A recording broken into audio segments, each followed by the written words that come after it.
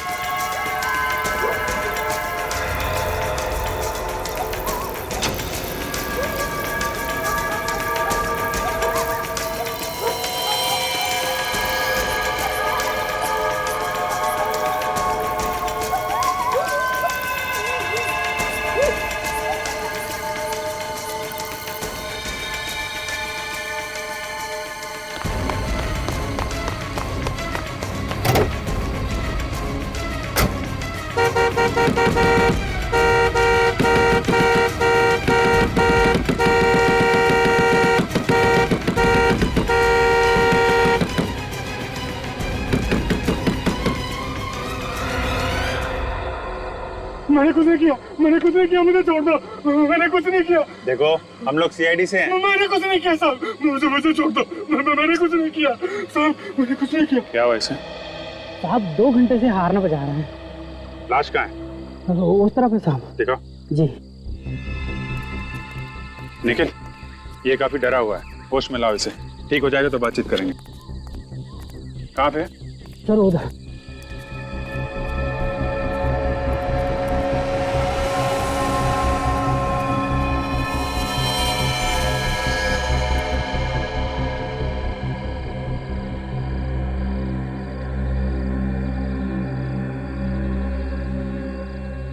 Sir, इसके शरीर पे कोई घाव नजर नहीं आ रहा। शायद कोई अंदरूनी चोट होगी।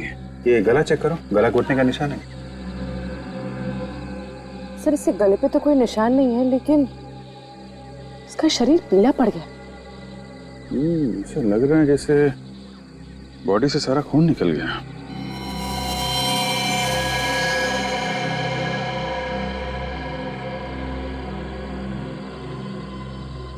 सर ये देखिए, इसके हाथ पे कुछ अजीब से निशान है। ये छोटे छोटे घाव हैं और इनमें से खून भी निकल रहा है। ना चेक करो, और कुछ मिलता है? सर, आसपास पूरा एरिया देखो ठीक से। क्या हुआ, क्या था? तुमने क्या देखा? जी, मैंने हॉर्न की आवाज़ सुनी और यहाँ आके देखा तो यहाँ ये लड़की मरी पड़ी थी।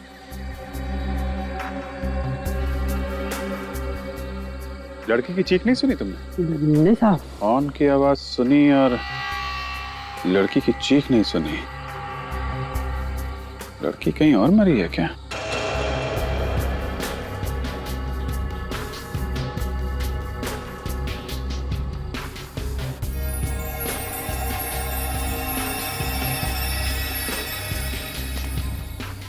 सर, यहाँ आसपास हाथापाई की तो कोई भी निशान नहीं, लेकिन हाँ ये सोने की चेन मिली है। किसकी हो सकती है? लड़की की या खूनी की? सर, सर ये टैक्सी ड्राइवर होश में आ गए, सब कुछ बताने को तैयार है। बताओ, क्या देखा था तुमने? एक आदमी उस लड़की के ऊपर झुका हुआ था, इसका खून पी रहा था। आदमी खून पी रहा था? हाँ, उसके मुंह पे मैंने खून देखा सर। उस आदमी को दोबारा देखोगे तो पहचान लोगे? नहीं सर, मैंने उसका चेहरा नहीं देखा। अरे कमाल कर रहे हो, मुंह पे खून देखा और तुमने चेहरा नहीं देखा? सर उसका बाकी चेहरा अंधेरे में छिपा हुआ था और खून पीते देखकर मेरी हालत खराब हो गई थी सर। मुझे कुछ भी समझ में नहीं आ रहा था। सर, सर खूनी ने सारा खून पी लिया है, इसलिए लाश पीली पड़ गई। अच्छा, इस लड़की ने एयर होस्टेस की यूनिफॉर्म पहनी हुई है। ये पता लगाओ किस एयरलाइंस में काम करती थी ये। अब तक तो दिव्या ठीक ठाक थी, अचानक खून कैसे हो गया उसका? सर, ये दोनों दिव्या की बहुत अच्छी फ्रेंड है, इन्हें मालूम है उसके बारे में। ये दिव्या है? आखिरी बार कब देखा था आप लोगों ने दिव्या को? कल शाम को हम सब फ्लाइट से लौट रहे थे, काफी देर तक हम साथ ही थे। उसके बाद पता नहीं वो कहाँ चली गई। कितने बजे लौटे थे आप लोग फ्लाइट से? शाम के 6 बजे के आसपास। तो दिव्या शाम के 6 बजे लौट के आई और उसी रात 3 बजे उसका खून भी हो, मतलब वो यहाँ से घर गई नहीं।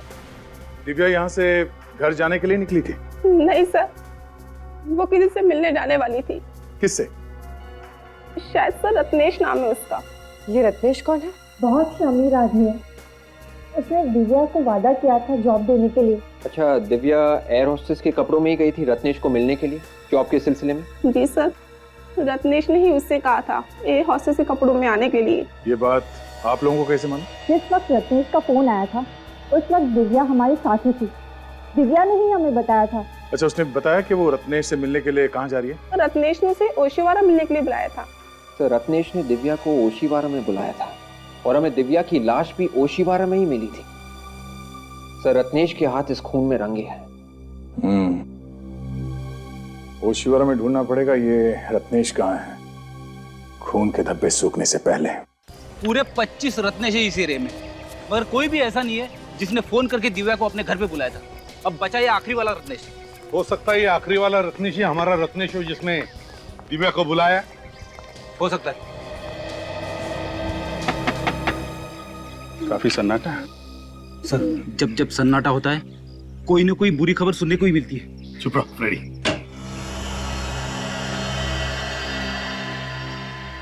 बोलिए साहब, किससे मिलना है?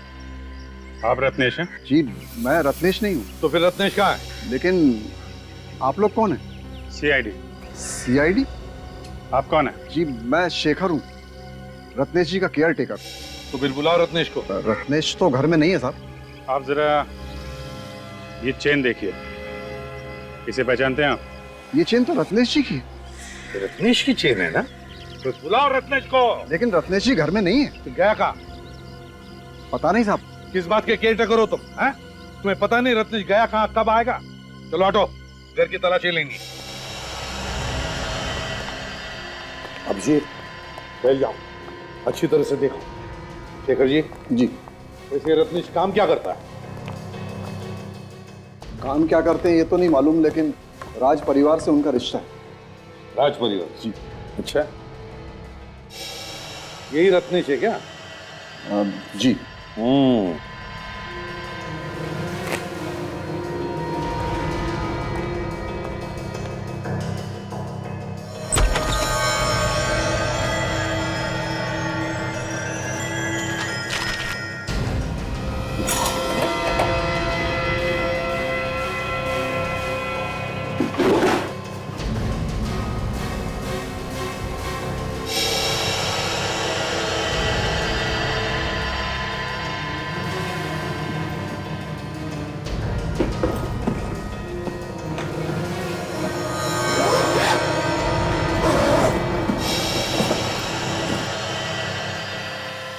किसका बैग है ये? अरे साहब, ये क्या कर रहे हैं आप? मैंने पूछा बैग किसका है? रत्नेश का है? जी, शायद। देखो, चुप रहने से काम नहीं चलेगा, नहीं तो फंस जाओगे। किसका बैग है? जी, मेरा है। अच्छा,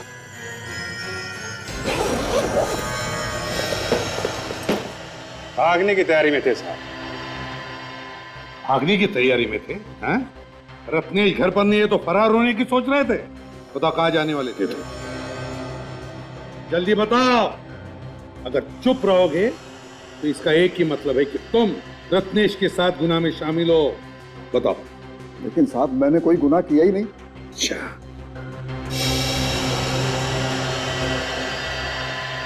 गुनाह किया ही नहीं, हैं? तो फिर ये क्या है? 50,000 रुपए, पासबुक, चेकबुक। अरे ये तो रत्नेश की पासबुक है। तो चेकबुक ये भी रत्नेश का है। क्यों?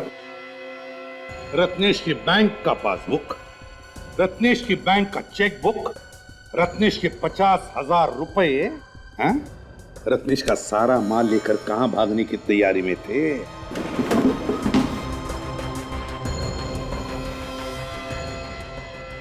फ्रिज के अंदर कपड़े? सर इसमें तो खून लगा हुआ है। हाँ सर, बेडशीट और शर्ट मिली है, दोनों फ्रीज में छुपा के रखे हुए थे और इन पे खून लगा हुआ है। किसके कपड़े ये? किसके कपड़े? जी मुझे नहीं मालूम। केयर टेकर साहब कैसे आदमी है, कुछ समझ में नहीं आ रहा है। मालिक का पैसा लेके भाग रहे थे, घर में खून से सने कपड़े हैं और इनको कुछ पता नहीं है। किसकी शर्ट है? रत्नेश की शर्ट है। किसकी शर्ट है ये? किसके कपड़े हैं? दिव्या का खून हुआ यहां पर।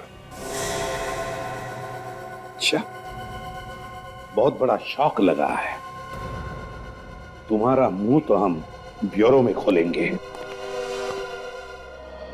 जब ये लाश आप लोगों को मिली, इस लड़की का मुंह ऊपर की तरफ था या नीचे की तरफ था? सारा रिपोर्ट देना पड़ेगा। अब पूछेगा एसीपी कहां पे खड़ा था।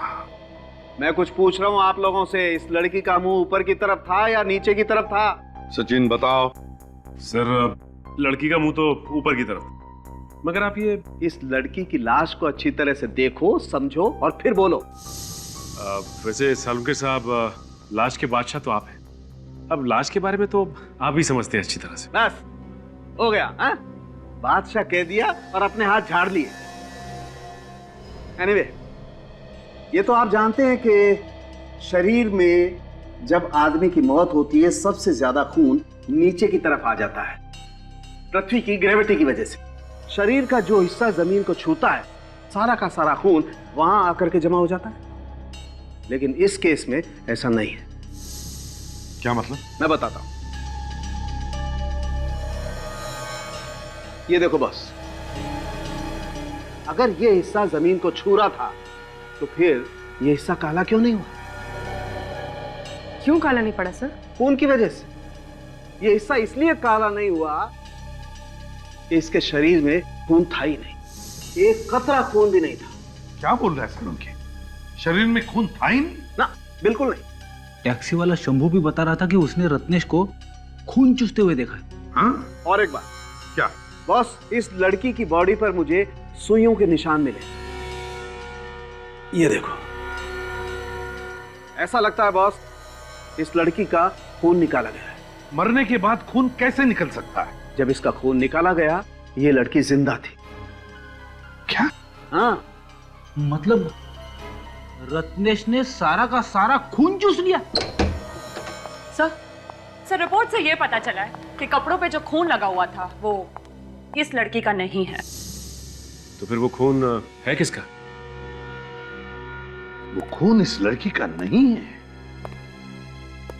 तो इसका मतलब है किसी और का भी खून किया है इस रत्नेश ने। सचिन, जरा इसके मुंह का ताला खोलो।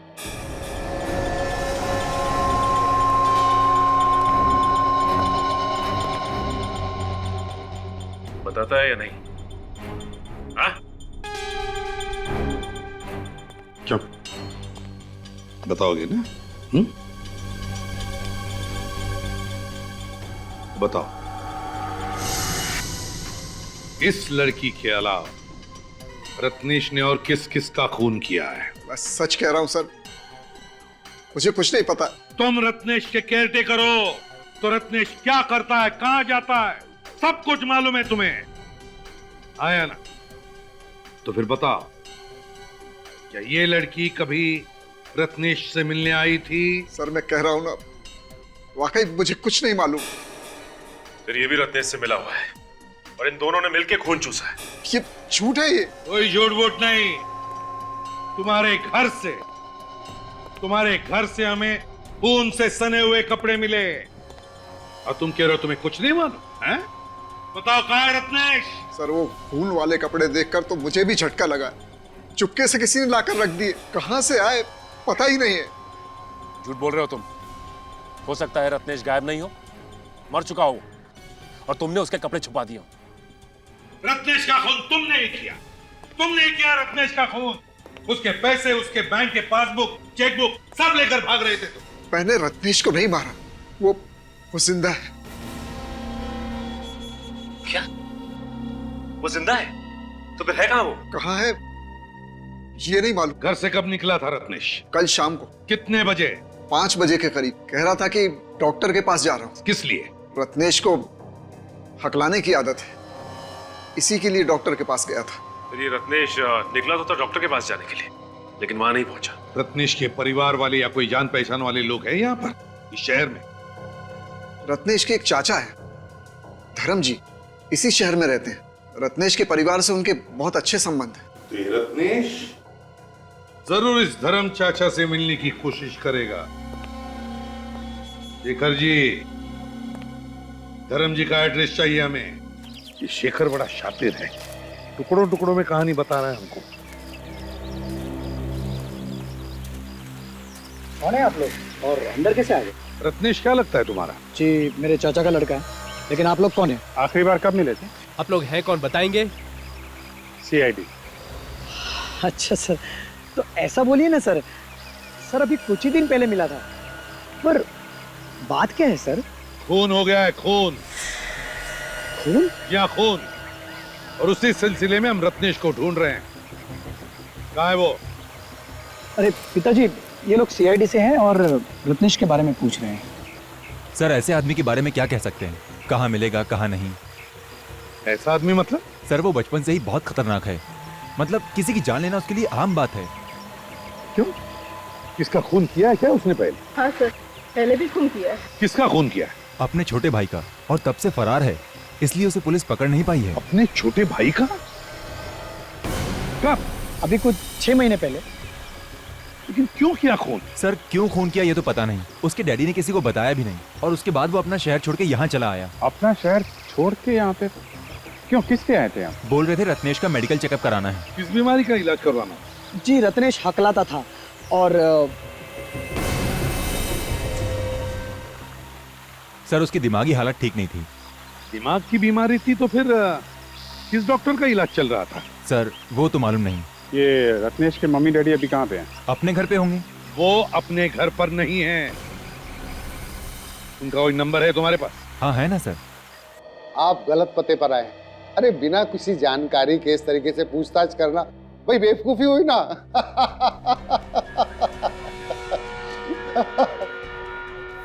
अब की बार हंसने से पहले 10 बार सोच लेना, समझा? लेकिन सर मैं किसी रत्नेश को नहीं जानता। ये नंबर तुम्हारा है जो सर्कल किया गया?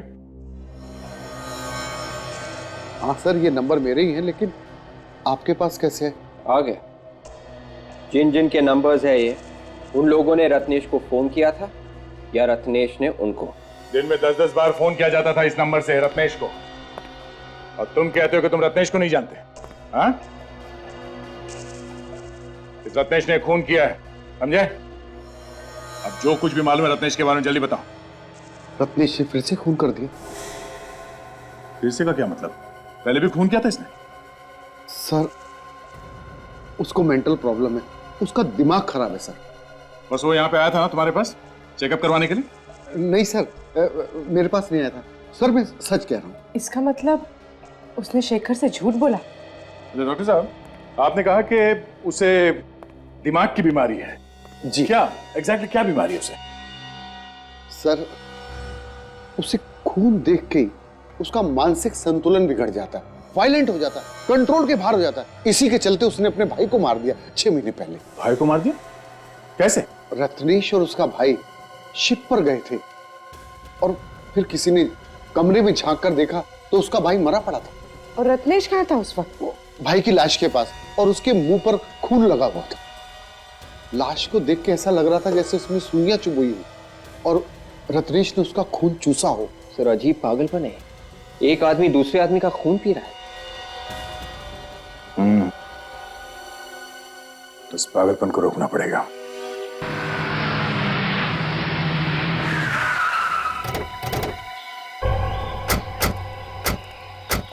सर रत्नेश के मम्मी डैडी की फोन की लोकेशन यही जगह बता रही थी और इसके बाद फोन बंद हो गया। मतलब इन्हें आसपास ही होना चाहिए। अब अगर इतने सुनसान इलाके में वो लोग कर क्या रहे होंगे यहाँ पे?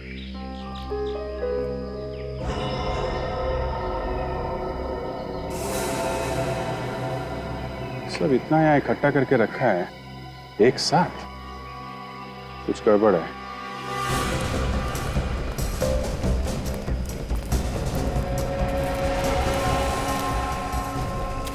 तो कार छुपा के रखी हुई है। काम करो, सब झाड़ियां वगैरह हटा लो।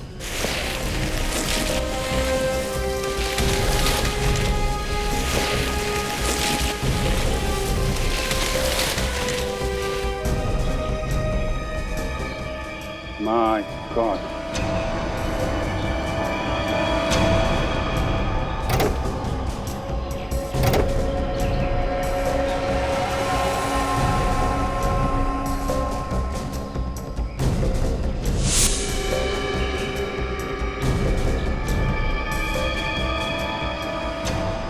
ऐसा लगता है ये दोनों रत्नेश के माता पिता हैं। कपड़ों और ज्वेलरी से तो ऐसा ही लग रहा है। हो सकता है, ऐसा लगता है 2-3 दिन पहले मौत हुई है इनकी। एक काम करो, कार में जितने भी फिंगरप्रिंट से सब उठा लो और कार के नंबर से पता लगाओ किसकी कार है ये।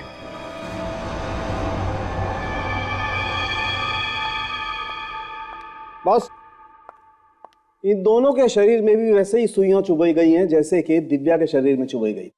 और सर, ये बेडशीट पे और शर्ट पे जो खून लगा हुआ है वो इन लोगों का है। मतलब सर इस रत्नेश ने अपनी दिमागी बीमारी के चक्कर में अपने माँ बाप का खून कर दिया। और इन दोनों का भी वैसे ही खून चूसा गया है जैसे दिव्या का खून चूसा गया। ये तुम क्या बोल रहा है सालुंखी?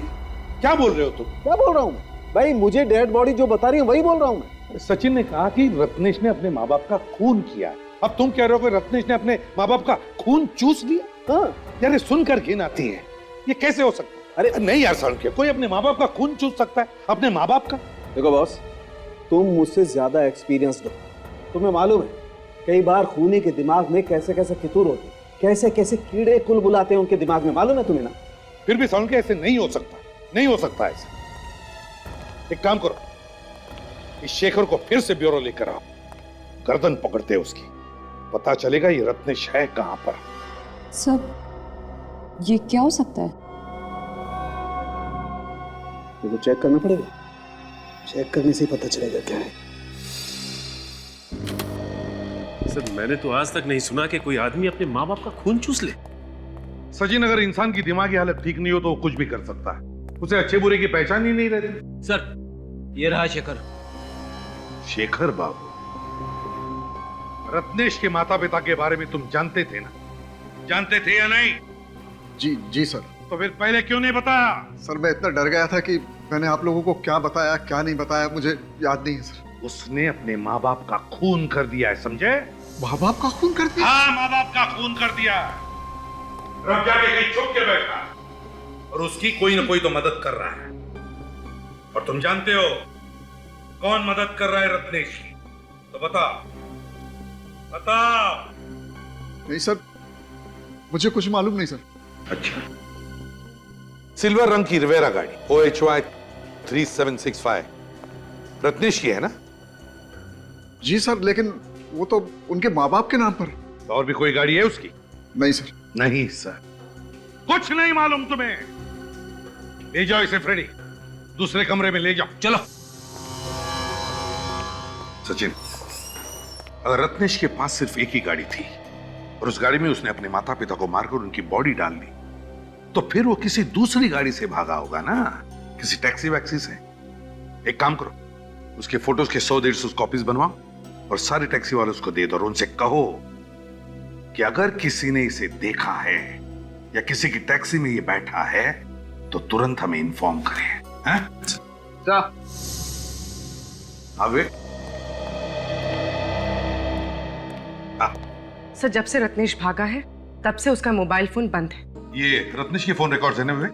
Yes sir. इसमें जितने भी फोन नंबर्स हैं उसमें दिव्या का फोन नंबर है? नहीं सर, रत्नेश के रिकॉर्ड्स में दिव्या का नंबर है ही नहीं। उसने दिव्या को फोन किया ही नहीं। ये कैसे हो सकता है? दिव्या के दोस्तों ने तो बताया कि उसने दिव्या को फोन किया था फोन उसने दिव्या को। सर हो सकता है उसने किसी और से फोन करवाया हो। सचिन, काम करो, दिव्या के फोन रिकॉर्ड चेक करो, देखो उस दिन शाम को कहां से फोन आए थे दिव्या को। सर, उस दिन शाम को दिव्या को 12 लोगों ने फोन किया था, जिसमें से उसने सिर्फ 3 लोगों के फोन उठाए। 3 लोगों के?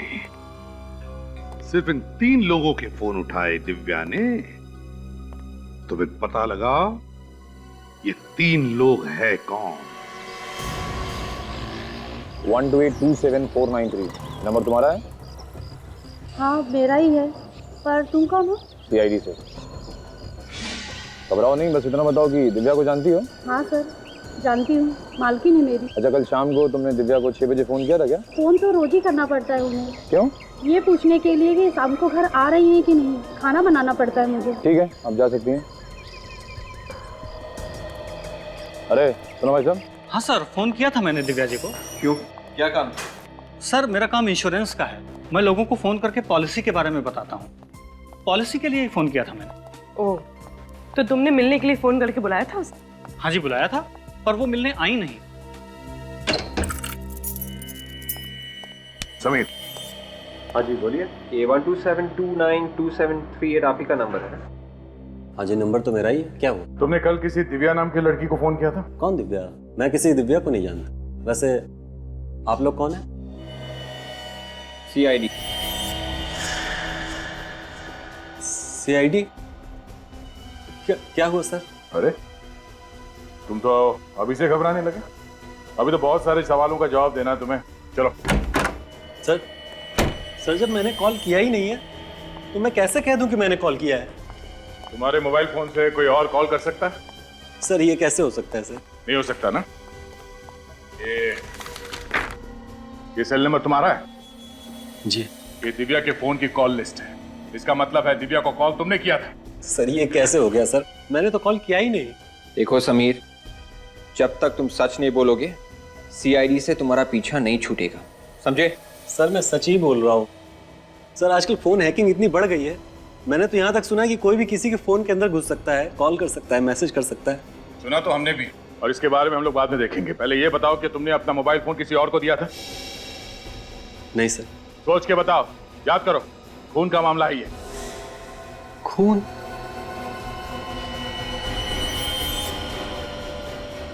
हाँ सर याद आया, कल मैं ओशिवारा में ही था। ओशिवारा में? शाम को 6 बजे के आसपास? हाँ सर, और सर वहाँ एक आदमी भी था।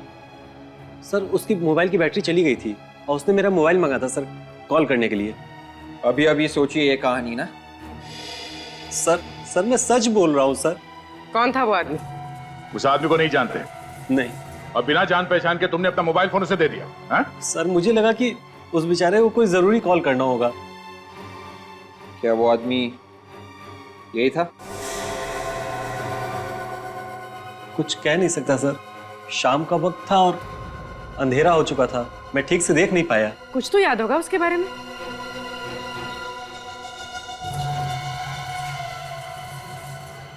हाँ सर याद आया, सर वो हकला के बोल रहा था। वो आदमी हकलाता था? हाँ सर वो हकला के बोल रहा था। तुम्हें पूरा यकीन?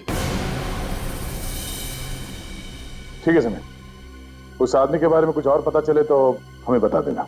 जी।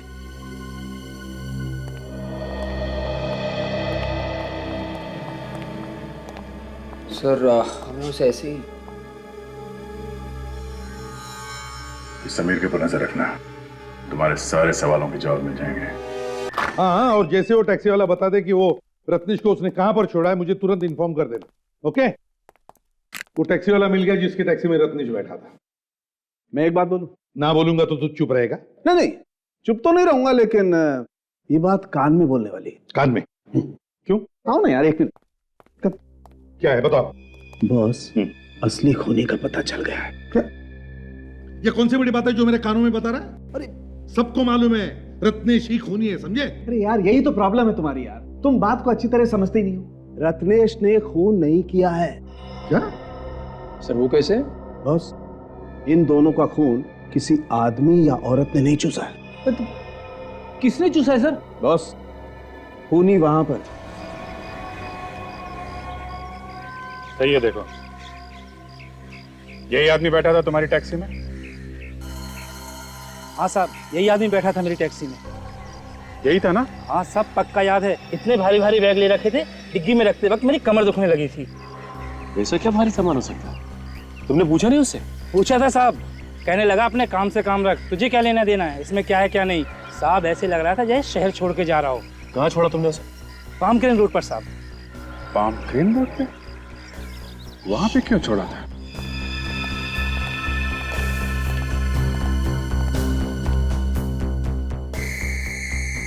ये देखो, लीचेस से किए गए ये खून? बिल्कुल, इन लीचेस से खून हुआ है बॉस। यार सारुंखे, एक जोंक इतना सारा खून कैसे चूस सकती है जिससे कोई मर जाए? बॉस, एक जोंक तो इतना खून नहीं चूस सकती है, लेकिन 400 जोंक तो इतना खून चूस सकती है कि इंसान मर जाए। 400 जोंक? यार सारुंखे, जोंक लगने पर वो अपने आप को बचाने की कोशिश तो करेगा ना? लाशों को देख करके ऐसा लगता नहीं है कि इन्होंने अपने आप को बचाने की कोशिश की होगी। तो तुम्हारे कहने का मतलब है कि इन्हें पहले बेहोश किया गया होगा, हाँ, और फिर जोंक लगाई? बिल्कुल। बड़ी अजीब बात है ना सारुंखे, कि एक आदमी जिसे दिमाग की बीमारी है, क्या वो इतनी सारी प्लानिंग कर सकता है? नहीं सर, नहीं कर सकता। ये किसी और की चाल है, किसी और की चाल। रत्नेश को फंसाया जा रहा है। सर इस पाम क्रेन रोड के आसपास तो कोई रेलवे स्टेशन भी नहीं है और ना ही कोई बस स्टॉप, और तो और एयरपोर्ट भी बहुत दूर है वहां से। अच्छा, तुम्हारी टैक्सी में बैठते वक्त या उतरते वक्त कुछ बात कर रहा था क्या? कहीं जाने का बात कर रहा था? साहब कुछ कहा भी होगा तो याद नहीं, 5 दिन हो गए इस बात को। एक मिनट, क्या कहा तुमने? साहब मैंने क्या कहा? नहीं, कितने दिन पुरानी बात है? 5 दिन पुरानी, दोपहर का वक्त था जब मैंने उसे वहां छोड़ा था। ये कैसे हो सकता है? 5 दिन पहले? शेखर ने हमसे कहा था कि रत्नेश 3 दिन पहले घर छोड़ के गया था, वो भी शाम को।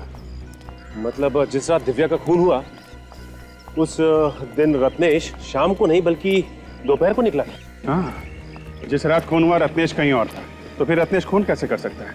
सिर्फ शेखर झूठ बोल रहा है। बिल्कुल झूठ बोल रहा है, कुछ छुपा रहा है हम लोगों से।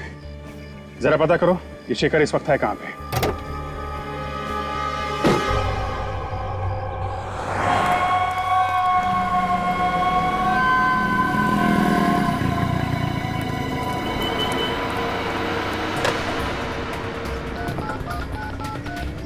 हेलो,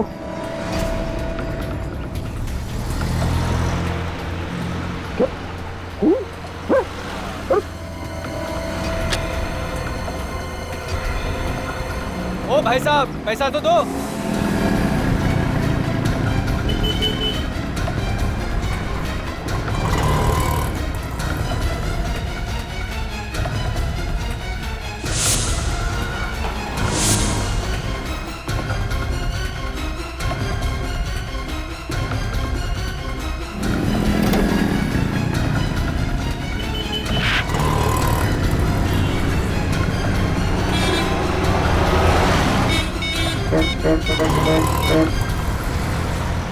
हाँ सर, हाँ सर।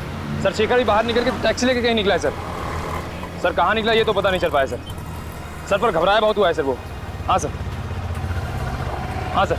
सर मैं टैक्सी ले रहा हूँ सर। टैक्सी।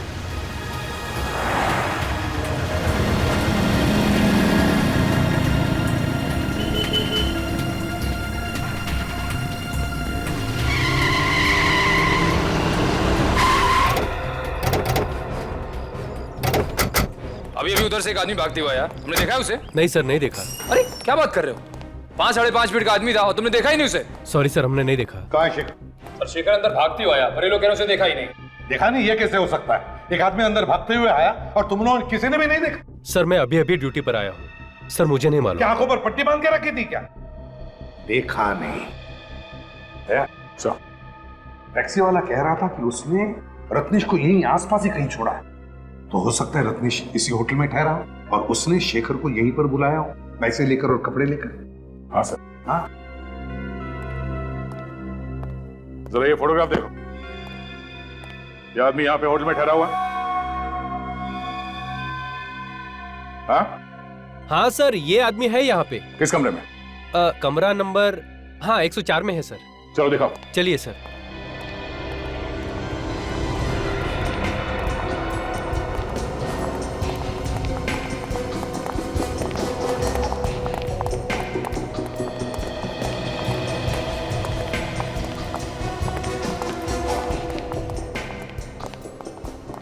एक 104। हाँ सर, इसी कमरे में है सर। तुम यहीं पे रुको। Okay sir. ताकि अंदर कोई है कि नहीं सर? अगर बाहर जाता तो कोई तो देखता उसे। निखिल तुम यहीं पर रुको। हैं? देखो कहीं वो बाहर नहीं। तोड़ दो दरवाजा। लौटिए प्लीज।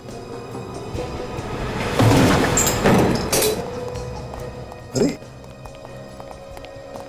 शेखर, शेखर क्या हुआ? क्या हुआ? माय गॉड, संभालो इसे। देखो रत्नेश कहां पर चुप के बैठा है क्या? हाँ चल।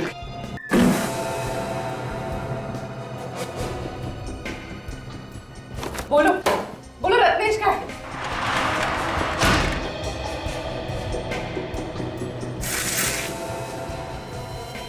Oh my God. सर आना। सर यहाँ आइए। शेखर, शेखर तुम्हें मारा किसने? किसने मारा तुम्हें? आधा क्या हुआ? सर यहाँ रत्नेश तो नहीं है। ये देखिए।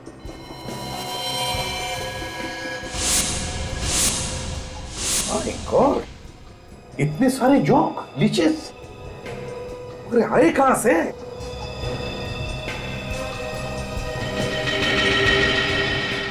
Ice box.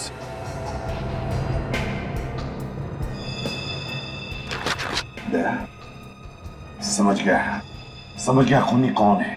कौन है सर? चेहरा देखा था उसका? नहीं नहीं, उसने मास्क पहना हुआ था, उसकी जान खतरे में है। निखिल, शेखर सच बोल रहा है, खूनी कोई और ही है। इसे हॉस्पिटल ले जाओ जल्दी। अगर खूनी रत्नेश को मारने के लिए यहाँ से ले गया तो रत्नेश ने हल्ला क्यों नहीं मचाया? वो चुपचाप चला क्यों गया? यार रत्नेश कहीं नहीं गया है, वो छुप कर बैठा है इसी होटल में। ढूंढते हैं उसे। यहाँ पे ऐसे कोई जगह है यहाँ पर कोई जाता नहीं? हाँ सर, वहाँ पे एक बेसमेंट है, वहाँ पर कोई आता जाता नहीं है सर। चलो जल्दी आइए सर।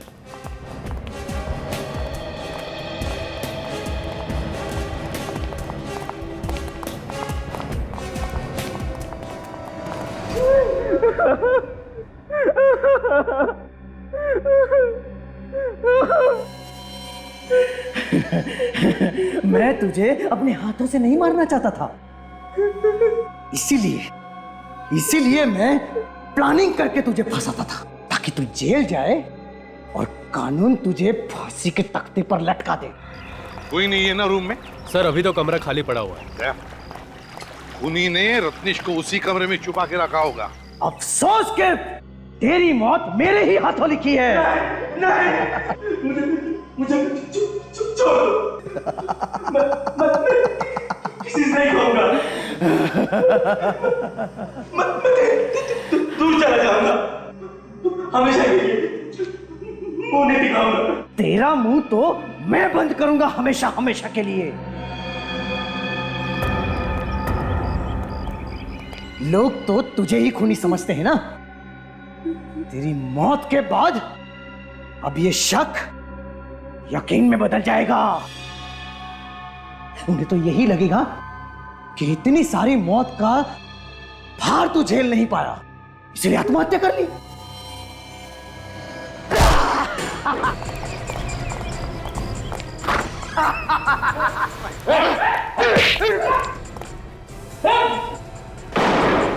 छोड़ो मुझे, मैं इस कमीने को जिंदा नहीं छोड़ूंगा।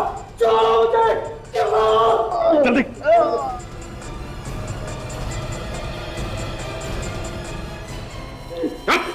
क्या जानना चाहते हो ना कौन है ये किलर? मास्क उतारो और देखो।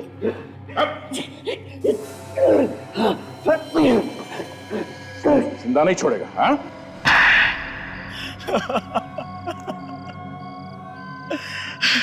क्यों मारा तुमने इतने लोगों को? क्या बिगाड़ा था उन्होंने तुम्हारा? सर, किसी ने मेरा कुछ नहीं बिगाड़ा था, बस रत्नेश को फंसाने के लिए मैंने ये सारे खून किए। रत्नेश को क्यों फंसाना चाहते थे तुम? क्योंकि सर, रत्नेश मेरा सौतेला भाई है। मेरी माँ के मर जाने के बाद मेरे पापा ने दूसरी शादी कर ली।